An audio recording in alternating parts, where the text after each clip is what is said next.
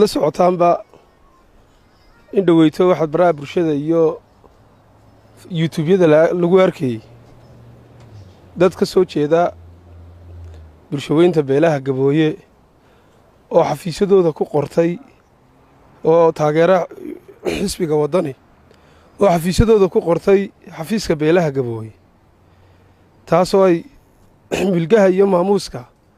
Beesha ay meel kaga dhaceen shakhsiyaadka ficilada caynka ku kacay lama arag xisbi mucaarida ama muxaafida oo beelbeel dadka intuu kala qaado oo yiraahdo beel hebel waxaan u furay xafiis beel hebelna waxaan u furay xafiis haddana boodar ku qora waa la garanayaa sida xafiisada loo furo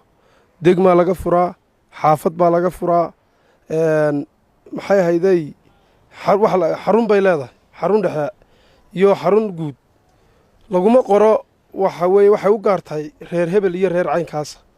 shakhsiyaadka caynkaas sameynaya ficilada caynka ku qoraya waa shakhsiyaad interes iyaga gudahooga wax kaga raadinaya xisbiga Wadanina wuxuu ku dhaqmay iyo fuquuq reerka ku hayaana imika si caddahay talaabada haddii aanay hore imika ka soo jawaabin sababta ugu qoreen talaabo sharciga waafaqsan baan la qaadi doonaa maxkamad baan ku tiigsan doonaa beesha anaga matalna beesha anaga waaqooyahana beesha Gabooye anaga ilaalinana wax kasto ku imanaya oo sumcadooda wax yeelaya waxa jira shakhsiyaad inta gobolada tageen maxay hayday beeshii Gabooye oo dhamayn iraada waxaan nahay beeshii Gabooye xisbiga Wadani ku soo biirtay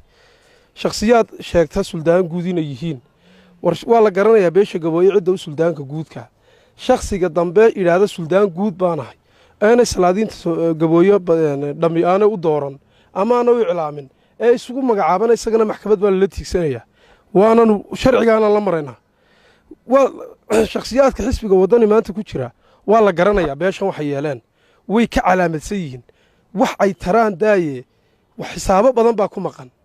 waxa ku maqan iskuulkii Maryam Mursal waa la garanayaa halku maray cidda ka mas'uulahaydna waa cidda Wadani maanta ku jirta tusaale kaas ugu filan waxa ku maqan iskuulkii Cumar Dhuule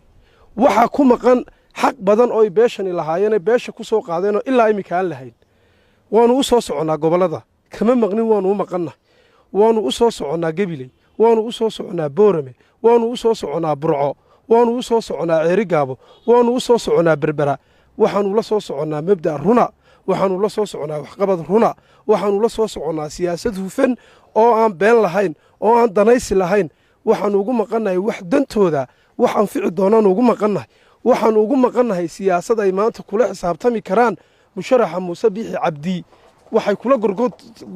gorgortami karaan ayaan ugu maqannahay uguna maqnaan doonaa mar walba anagu daacad iyo hiil baan loo hor istaagi doonaa waxaan xasuustaa xisbiga Wadani maanta ninka gudoomiyaha ka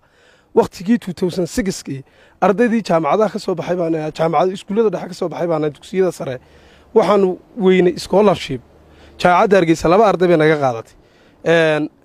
maxay hayday xisbiga mucaaridka u cud laba arday buu naga qaatay waxa baarlamaanku wuxuu bixin jiray scholarshipyo